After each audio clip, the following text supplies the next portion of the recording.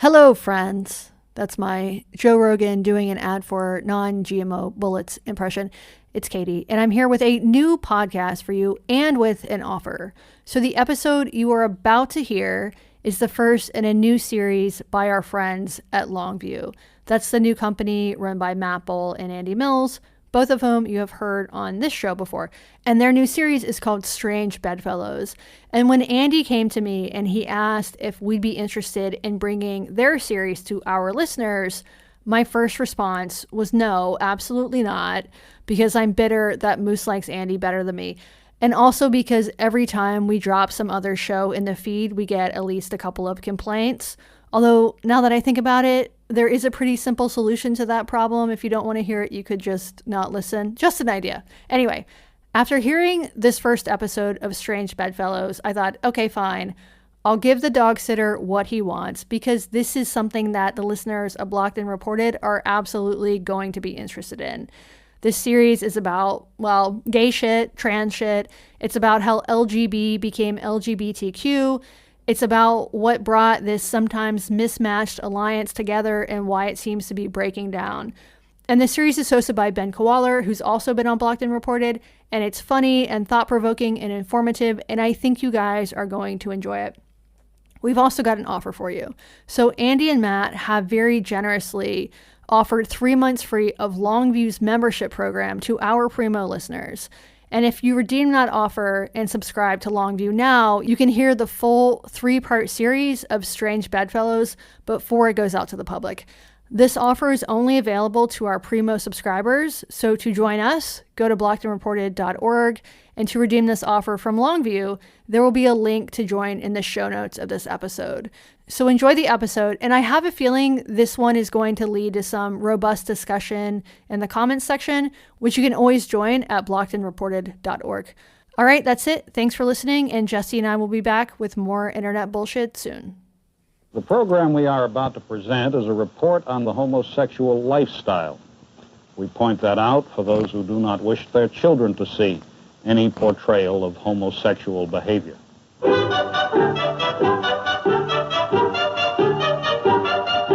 Hey, I'm Andy Mills, and you're listening to Reflector. All right, let's talk about sex. Okay. And social movements. Okay. And people coming together to make a change and then maybe falling apart. Yeah. But first, who are you? Sure. I am Ben Kawaller. I'm a 41-year-old homosexual, and I also do some reporting work. Okay, so for today, the story of how a civil rights movement morphed into something more complicated. Over the course of the next 3 episodes, we're going to be hearing from some of the very people who created the LGBTQ coalition. I was part of the group that appended the T to LGB. I'll take responsibility for that. Including some who say that they do not recognize what it's become. I'm sick of it all, Ben. I'm sick of it all. I mean, I think we need to correct what's wrong first.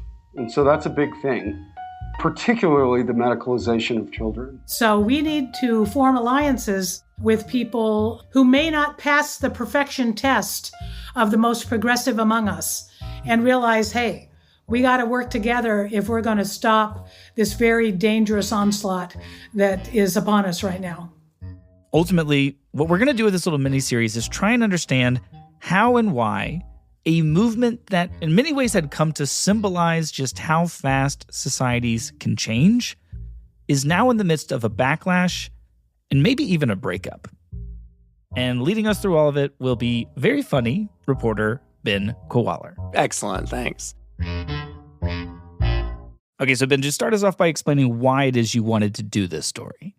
So I came of age in the 90s and early 2000s, and I was a teenage activist for gay rights. And this was a time when the conversation was about gay marriage, gays in the military, issues that to me felt very black and white. Yeah. And this was also a time when it was generally just the gay rights movement, maybe the gay and lesbian rights movement.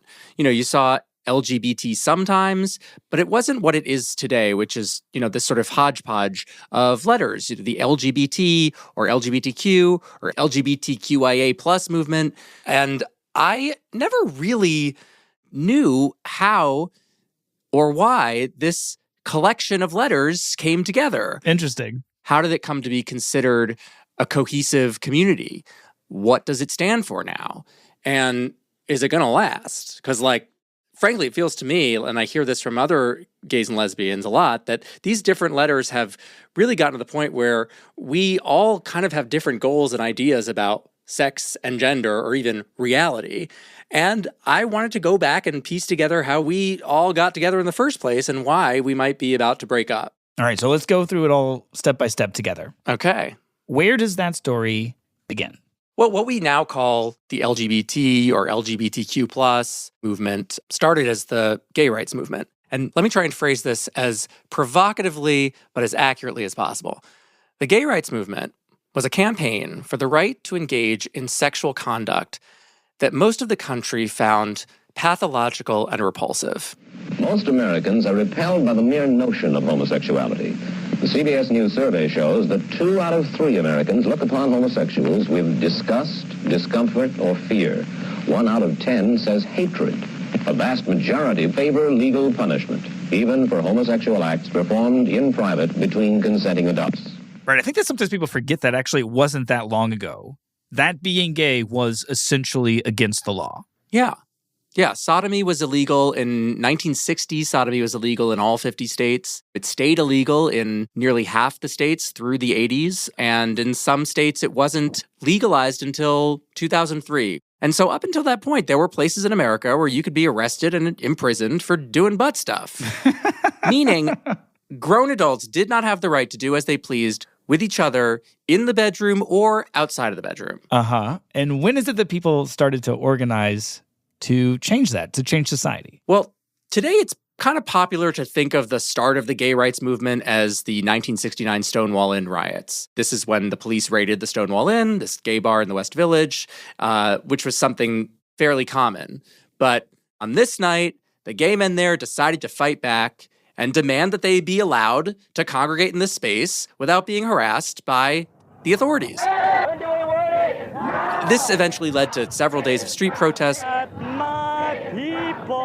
which were commemorated a year later with the first Gay Pride Parade. Thousands marched. They represented the mood of growing militancy in the United States gay community, which now, of course, is an annual month-long celebration. But as galvanizing as Stonewall was, there were gay activists before Stonewall. 1950 saw the establishment of the Mattachine Society, for instance. The Mattachine Society is dedicated to mutual understanding between society and the homosexuals. The Mattachine Society was actually started in 1950 in Los Angeles by a member of the Communist Party. But anyway, probably the most famous member of the Mattachine Society was a guy named Frank Kameny, who in 1957 was fired from his civil service job for being a homosexual. He wasn't the first guy to be fired for being gay, but he was among the first to publicly challenge it, and he sued the Army. He'd been working for them as an astronomer. He wasn't successful in suing the Army, but this began a nearly 2 decades-long battle to allow gays to be employed by the federal government as civil service workers. Kameny would end up establishing the D.C. chapter of the Mattachine Society, and his political message and the political message of the Mattachine Society was pretty straightforward. Every American citizen has the right to be considered by his government on the basis of his own personal merits as an individual. I will not be deprived of my proper rights, freedoms, and liberties as I see them, or of a career, profession, and livelihood, or of my right to live my life as I choose to live it, so long as I do not interfere with the rights of others to do likewise. So essentially, he's making the classic civil libertarian pitch here. This don't tread on me, right? The government can't tell me what to believe. I should be judged as an individual on my merits. And me being gay does not affect you, so you should let me be. Right. And he was conscious of the fact that this was partly a political project, meaning partly a PR project. There was a really concerted effort to appear normal. You know, when the Mattachine Society would protest, they would wear suits and ties. They really didn't want to look crazy because they wanted people to like them. Interesting. So he's leaning into this idea that I might be gay, but look at me. I'm just like you. I'm a normal guy. Right. I'm only a leather daddy in my free time. But By the 70s, which is, of course, after the sexual revolution, after Stonewall, if straight people can do it, why can't we? We start seeing these new organizations like the Gay Liberation Front. And they are not at all trying to just fit in. We are never going to support straight people who do not totally and unequivocally defend the gay rights of people in this country. And they're interested not just in civil equality for gays and lesbians. We are never going to support people who have pseudo-liberal answers to the political problems facing us. But also the connection between gay liberation and racial justice or economic justice. Okay, so you're saying that naturally, over time, you've got like some in the gay rights movement who are saying, hey, we're just like you. And you've got others who are saying, let's bring on the revolution. Yeah, I mean, and there's always been, throughout the gay rights movement, this tension. There's a writer, Bruce Bauer, who summarized it as the difference between those who want a place at the table and those who want to turn the table over. Got it. People who are more sort of radical and people who were more assimilationist. And there were times when the different camps really got into it with each other. It gives us a bad name. We should have the right to do it. If they can do it, we should be able to do it if we want to. If we want to get a bad name for ourselves. You're right. Okay, but were these different groups actually finding success in their overall mission? Well, the Gay Liberation Front was fairly short-lived, actually. At one point, they were infiltrated by the FBI, who suspected them, not unreasonably, of being communists. So those guys didn't last too long. But there was a less radical offshoot called the Gay Activist Alliance. Gay people, one of the only groups left in this country that it still seems to be safe to laugh at. And what we're here to say is that it's no longer safe or nice. The word fairy is the most objectionable. And these guys gained enough prominence to actually end up on late-night television. There are many objectionable terms. Well, surely not fag and queen. Are they objectionable? Yes, they are. Of course they are. And this is like, what, the 1970s? Yes. The point is, many people who are sitting in this audience here, many people who are watching this show at home, may be gay people, and the people sitting next to them may not know that, and who are therefore loving a false image of those people. What we're doing now, working to change the law so that we can be protected in jobs and in housing and have our civil rights along with every other minority group, is important so that we will be viewed as the people that we are. But beyond just being on network television, they were scoring victories in the 70s. One of them came in 1975, when the federal government finally stopped banning gay people from working civil service jobs. But the biggest leap forward in the 70s was the successful campaign to get the American Psychiatric Association to remove homosexuality from the Diagnostic and Statistical Manual, which is like the official catalog of mental conditions. Yes, this is the famous DSM. And I also think it's a good reminder that it wasn't just illegal to be gay back then, but it was also considered by the medical establishment to be a mental condition. Yeah. And this was a campaign that the Gay Activist Alliance took directly to the APA.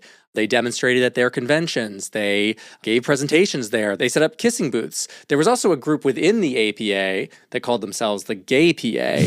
Very clever. These were closeted gay psychiatrists. And one of them, at the 1972 convention, addressed the convention, of course, behind a mask, behind apparently a Richard Nixon mask and a wig and like a oversized suit. He confessed that he was gay and that the time had come to stop pathologizing homosexuality. Interesting. And you're saying this worked? Yeah. So as of 1973, we were no longer mentally ill. It was out of the asylum, into the bathhouse. Because in the 70s, urban gay men would spend just about every free moment having sex with each other. Occasionally pausing to campaign for an anti-discrimination ordinance or to protest Anita Bryant, but for the most part, we were really busy with other things. A less political time. But the thing that would really galvanize the gay community was the biggest catastrophe, of course, to ever befall us. A mystery disease known as the gay plague has become an epidemic unprecedented in the history of American medicine. The AIDS crisis. When AIDS started to appear in 1981, people didn't know what it was. Topping the list of likely victims are male homosexuals who have many partners. And all that people could see was that gay men were dying of these horrible infections that their immune systems should have been protecting them from. Medical experts say the disease kills in that it threatens to explode in the nation's cities. And over the next 15 years, around 300,000 Americans would die of AIDS-related diseases. Jesus. And AIDS wasn't just catastrophic medically. At least in the short run, it was catastrophic politically. Proposals to find and segregate those exposed to AIDS. We want to identify every person who's a carrier. We want to identify every possible way to stop them before it becomes a really serious national health threat. You started to see even more fear and ostracizing of gay people. There were laws that essentially targeted gays in the name of public safety. Gays could be fired for being HIV positive. AIDS victims had no recourse for being evicted. There were politicians who wanted AIDS victims quarantined, despite the fact that AIDS couldn't be transmitted from casual contact. And you had a media that was still really uncomfortable with the idea of homosexuality. When you got AIDS, did it make you think again about being gay? Did it make you rethink that lifestyle? Did it make you regret anything you'd done? And activists and politicians who opposed gay rights on religious grounds were able to point to AIDS and say, the Bible says if you engage in homosexuality, your body will do things that will penalize you. Well, this is God's punishment. Mm-hmm. Even in the 90s when I was growing up, my Sunday school teacher, I remember her telling me that AIDS had been a punishment sent from God to gay people for their unholy lifestyle. They were also dealing with a government that didn't care about them. You know, President Reagan was famously indifferent to AIDS. He didn't mention AIDS until 1985. AIDS brought an unprecedented level of visibility to our community because people couldn't hide because they were getting sick and they were dying. This is Lori Jean. She was the CEO of the Los Angeles Gay and Lesbian Center in the 90s. And she told me people were desperate. Their very lives were at stake. And that in response to all of this, gay men started to organize. They did things that had never been done before, like stage die-ins on the steps of the Food and Drug Administration and pour blood all over the steps and blockade the United States Supreme Court and do things like that at local level and at the federal level. I mean, these were some of the more attention-grabbing tactics, but more consequentially, I think, AIDS patients and their allies raised money for medical research. They made connections within the FDA and the NIH. They became experts on medical research in their own right. They found allies in Congress who were able to secure federal funding for AIDS research. Within the community, they more or less invented the concept of safe sex, which was really no small thing. You know, activists pushed for emergency treatments, for medical trials, for expanding the scope of medical research beyond treatments favored by the establishment. And after many traumatizing years of this, there was a breakthrough. If this is a medical miracle, it is a miracle that is now happening across the country, as new drugs taken in combination are giving thousands of people infected with the AIDS virus new hope. I mean, there was still no cure, but in 1996, 15 years after the first documented case of AIDS, finally, a type of medicine called protease inhibitors emerged, and that turned HIV from a death sentence into a manageable chronic health condition. All right, so what happens on the other end of the AIDS crisis to the broader movement in this fight for gay rights? Well, AIDS decimated the leadership of the gay rights movement because, of course, so many gay men died. So one major shift was that you started seeing a lot more women in leadership roles. And one result of that was that gay often turned into gay and lesbian. So as for this mystery of like how these letters came together, well, what was one letter had become two. A National Gay Task Force became the National Gay and Lesbian Task Force, for instance. But also AIDS helped build what ultimately became the queer infrastructure that we have today. The AIDS crisis was when some of the biggest and most powerful groups now were either coming into their own or being born, including the Gay and Lesbian Alliance Against Defamation, which now just goes by GLAAD. So with AIDS no longer being a death sentence, and with this now much more organized gay rights infrastructure, gay and lesbian rights organizations could turn their sights towards political battles on the civil rights front. Right. And what did that fight look like? What were their goals, and how did they go about trying to achieve them? Well, the overall goal is wanting being gay to no longer be illegal. In 1996, sodomy was still prohibited in over a dozen states. Yeah.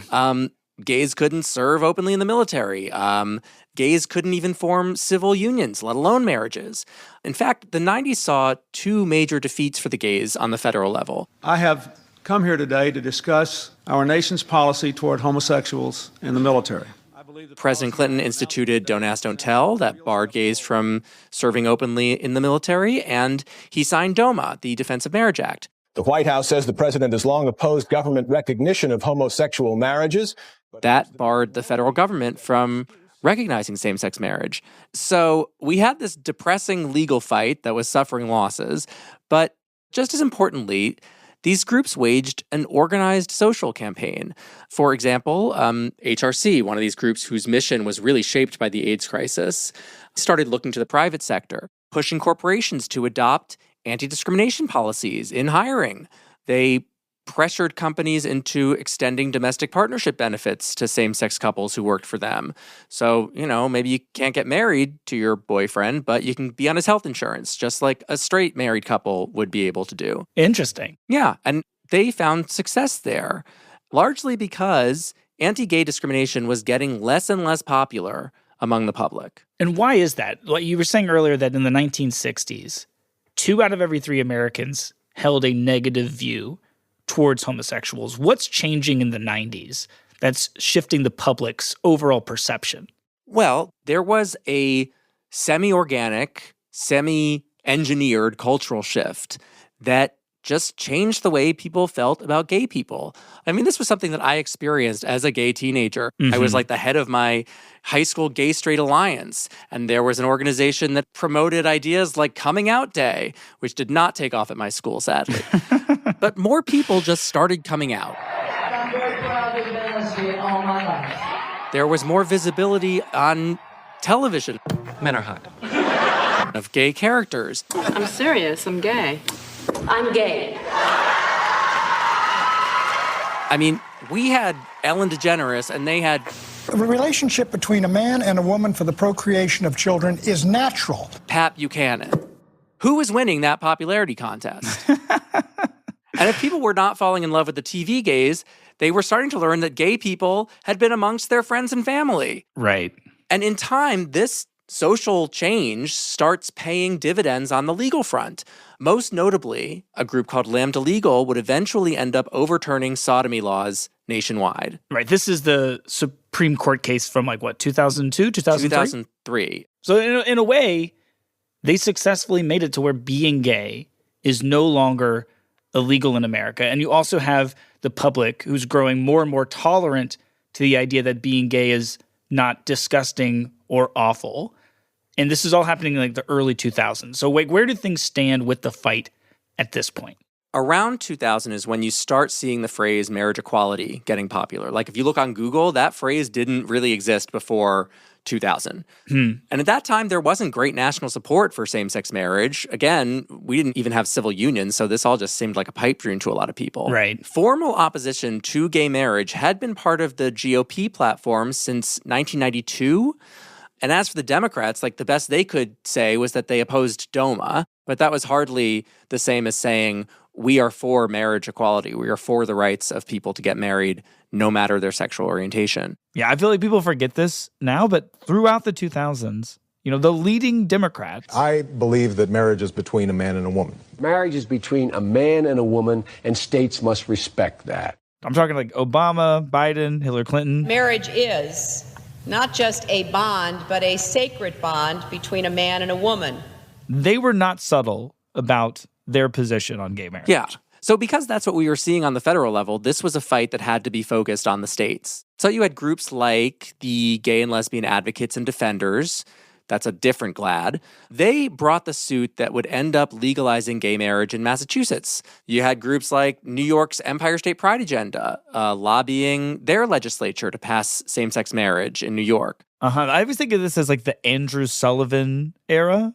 Ask yourself for a second whether any heterosexual citizen of this society has conceived for a second that they had a right to the pursuit of happiness, which did not include the right to marry the person they love.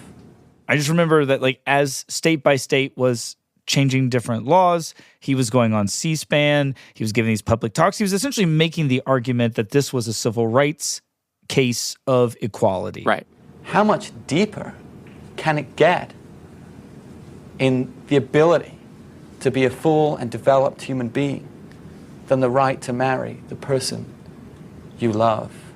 And then slowly, I guess it was, if I'm remembering right, it was like a lot of different blue states that were coming to change their laws? Mostly blue, but you also had Iowa, which was purple. New Mexico's fairly purple. That didn't happen until 2013. So it was a bit of a spectrum. Yeah. And by 2012, anyway, same-sex marriage is legal in 9 U.S. states and D.C., and much of the gay establishment actually was content to continue this state-by-state approach.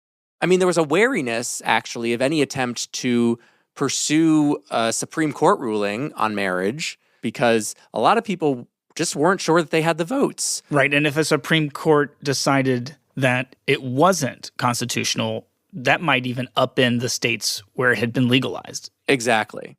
But ultimately, it's over. They were wrong. The long debate on whether gay couples have a constitutional right to marry is over, and the answer is yes. 2015, the Supreme Court decides in the case of Obergefell v. Hodges that gays and lesbians have a constitutional right to get married. In doing so, they've reaffirmed that all people should be treated equally, regardless of who they are or who they love. So in just the span of a few decades, we've gone from our sexual deviancy making us total social outcasts. His favorite form of intercourse is with a goat. To the President of the United States saying, love is love. Love is love.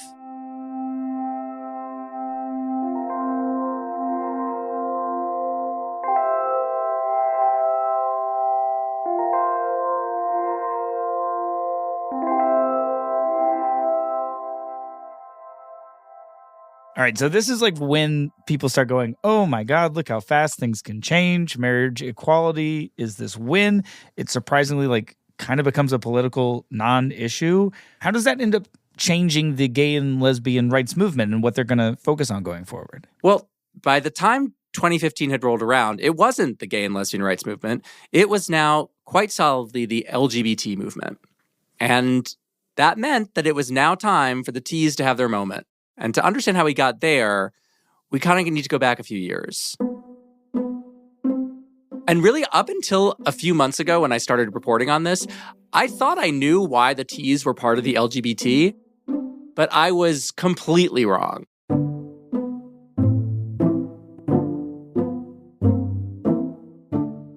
More from Ben after a break. Stay with us.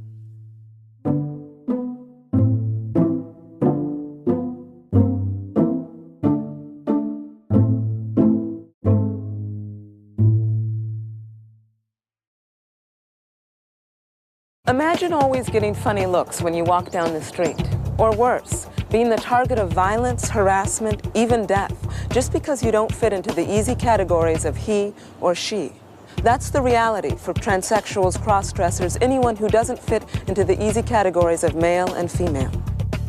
Welcome back to Reflector, and we're going to pick up now with Ben Kawaller, who was just about to tell us how the T's came to join up with the L's and the G's. So first, a disclaimer. Gender nonconformity is not some new phenomenon. People who reject society's sex-based expectations on how they should dress or act, these people have been part of every human society to ever exist. What's varied is how accepting these societies are of gender nonconformity. Mm-hmm. So mostly, societies enforce gender roles and expectations quite rigidly, often violently. In the U.S., before anyone was using the modern language of gender politics, before anyone had even uttered the word transgender, there were laws on the books against cross-dressing, for instance. Right. I mean, I just recently learned that even in cities like New York and New Orleans, into the 20th century, you could be arrested if you were a man walking around the streets wearing a dress, dressed like a quote-unquote woman. Yeah. Now, in America, what started happening starting in the 1960s was, of course, the sexual revolution. And that brought a loosening of gender expectations like we had never seen before. Right. This is the era where women are like boldly showing up for their office jobs. Topless. Well, not quite. In pants. Ah, yes. In female cut suits instead of these long dresses, that kind of a thing. Right. But the modern transgender movement, what we now call the modern transgender movement in the U.S., started to emerge as such in the 1990s. Just as gay people have been fighting for their liberation, transgender activists are coming out to fight for theirs. Like, at that point, even the word transgender was new. In the olden times, trans was short for transsexual. This is Dr. and early trans activist Dana Beyer. Dana is a reporter's dream. She's an open book. When I actually completed my transition, my second wife said, "Oh, this is great and everything, but I don't want to live with a woman, so, we'll part." We're friends and stuff. I get along with both my exes, but it's like, yeah, there's a reality to this stuff. It might surprise listeners to hear that you were married to two women.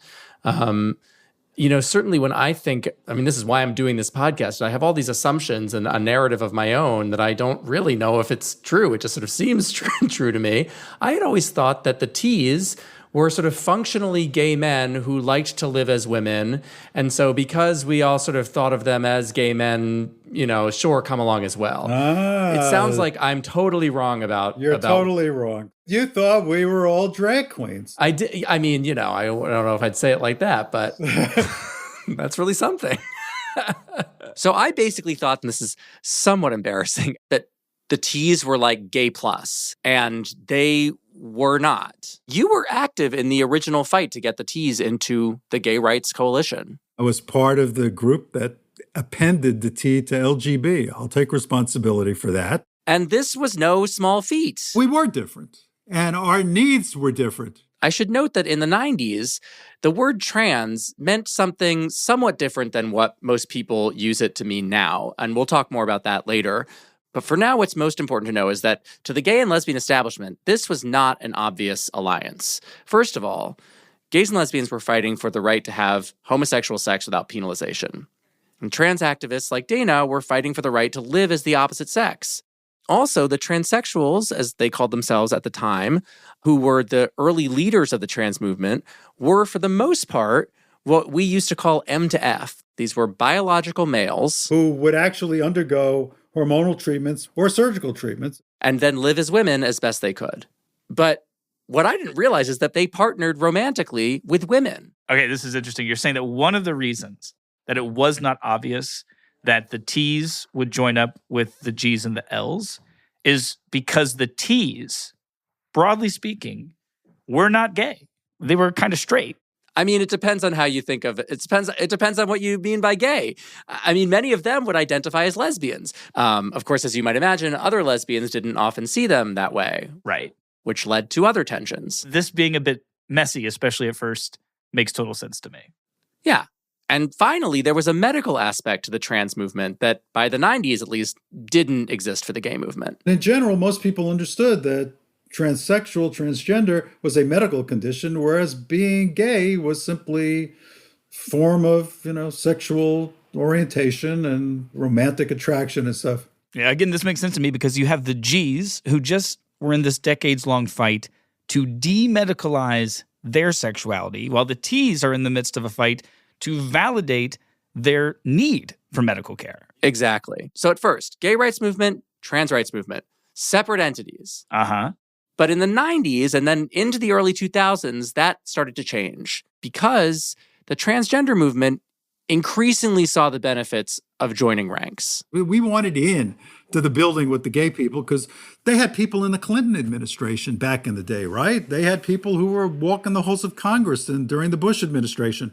We wanted to be a part of that. We wanted to build allies. In large part because they wanted it to be legal and affordable to change their bodies medically. And at the time when this movement for transsexual rights was getting off the ground, the gays had made tremendous inroads with the medical establishment fighting for AIDS research and treatment. Mm-hmm. And they'd also managed to get homosexuality officially depathologized in the scientific literature. In the DSM. Yeah. So some of the T's start to really push to unite the gay rights movement and the trans rights movement. Mm-hmm. And what did that look like? Like, how do the T's approach the G's to get into the same coalition? Well, it looked like a bunch of things. So just like with gays and lesbians, within trans advocacy, there were people who favored confrontation and people who favored persuasion. We decided to play the inside game and become respectable, sort of in the Frank Kameny model of, gay activism. We tried to persuade. We talked to people as equals. We tried to be fair. There were trans activists exerting public pressure on gay organizations. Politics from within. There were also activists appealing to people that they knew personally. I was an anti-trans before, but I had had my consciousness raised about the transgender community and their needs. For Lori Jean, she said it was her friendship with a trans woman named Marsha Botzer that won her support. I had deep conversations with her where I could be stupid and maybe even offensive. And I could ask questions that were in my heart and in my mind. Do you remember any of those questions that you asked? Oh, gosh. When I think about myself, I don't feel like I have a gender inside. I feel like inside I'm human. I don't feel male or female, even though I'm very proud to be a woman. And I had to come to understand that that's not everybody's experience. But the argument that a bunch of people I spoke to said they found most persuasive emotionally was something that I think I best heard articulated by Jamison Green. How we deal with our lives is not the business of politics. The business of politics is what rights do we have? Who was one of the few trans men who was active in the movement at this time. And, when somebody's beating up a masculine woman or a feminine man or a transsexual person or a drag queen or a cross-dresser or whoever, and they just start yelling, "You faggot," pounding on you, they don't differentiate. They're responding to a kind of prejudice that we all share being victims of. Whether we're gay, lesbian, bisexual, transgender, we share that completely. And ultimately that argument, this idea that, okay, we may not be the same people fighting for the same thing, but we have the same enemies. The people who bully us, who call us faggots and think we're scum, they don't know the difference. Looking at it from the outside in, we're all a bunch of freaks. And that is the argument that would win the day. So by 2004, HRC, the Human Rights Campaign, this group that played a big role in the fight for gay marriage and it became sort of the beating heart of the gay and lesbian movement at the time, said, okay, we'll let you in the door. We'll append the T to LGB. And so we became part of the community. We were officially now the LGBT movement. Okay, so the T's have joined in hopes that uniting is going to help their cause. Does it? Yeah. It sort of depends on what our timeline is here. But being part of this larger coalition gave the T's a lot more status. It got them plugged into these more organized and much bigger activist networks. And just as those networks had done for gay rights, they started making victories for trans rights as well. In 2013, this new coalition got the APA to change how it classified trans people in the DSM. Changes to the so-called Bible of psychiatry. Before 2013, being trans meant you suffered from gender identity disorder. And after this change, it was no longer a disorder at all. It was a condition called gender dysphoria. As soon as the news about the DSM hit the public, it was just instantaneously spread across the internet through all these networks of transgender people from one part of this country to the other. This change, it may just seem linguistic to some people, but given that, like with homosexuals, where for most of memorable history, we were thought of as depraved, sick, deviants. To have something go from being classified as a disorder to a more neutral description of how patients were describing the condition, which was a feeling of, I don't feel like my insides align with my outsides. Yeah. That was quite meaningful to the people who were experiencing dysphoria. I mean, when I've interviewed trans people in the past, the way that they explained this change to me is that up until this moment, being trans, feeling that you are one sex or one gender in a different body, that was categorized somewhat like schizophrenia, right? Like hearing voices in your head. But now with this change, it was going to be seen as a condition, kind of like diabetes. Yeah. The idea being that like you can just get some medical interventions and live a quote unquote normal life. Right.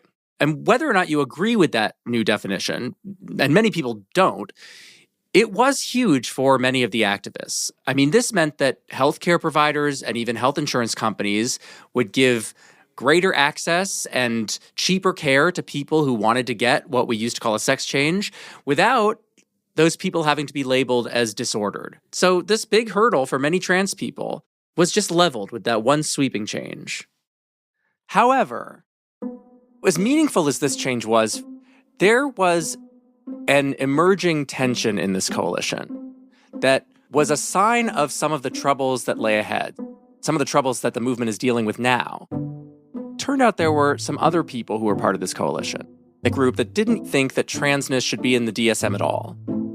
They thought of gender not as a state of body, but as a construct. They thought of transness not as a condition, but as an identity. And that tension, Andy, can be summed up in another letter. All hell broke loose here with the queers. Q. We were using sex and gender synonymously in those days, and then the queers picked up the gender stuff and destroyed everything with that one weapon. Next time on Reflector, how did the LGBT become the LGBTQ? And what kind of changes did that bring both to this coalition and to society as a whole? I promise you it is a very surprising story and far more consequential than you might expect.